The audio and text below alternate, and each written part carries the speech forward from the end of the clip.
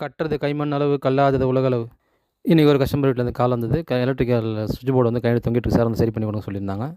அங்கே போய் பார்த்தேன். அது வந்து 8 மாடல் மெட்டல் பாக்ஸு. அந்த மெட்டல் பாக்ஸ் ஃபுல்லா துரு புடிச்சு போய் ஃபுல்லா அந்த ஸ்க்ரூ போடுற இடம் எதுவுமே இல்ல. ஃபுல்லாவே அப்படியே பவுடர் மாரி எல்லாமே கொட்டிட்டு இருந்தது பாக்ஸ் ஃபுல்லா.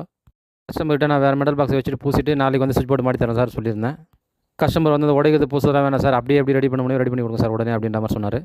அது நம்பலாம் ஐலம் ஷீட் வாங்கி 2 சுவிட்ச் 2 சைடு கடையில் கொடுத்து கட் பண்ணிவிட்டு அந்த பாக்ஸ் அளவோட பெரிய செவுத்துல வச்சு ஹோல்ஸ் போட்டு நம்ம மாட்டுவோம் ஸ்க்ரூ பண்ணி. இவங்க பில்டிங்கில் பார்த்தீங்கன்னா எல்லாமே மாடலர் சுவிட்ச் போட்டிருக்காங்க. அவர் மாடலர் சுவிட்ச் தான் போடணும்னு சொல்லியிருந்தாரு.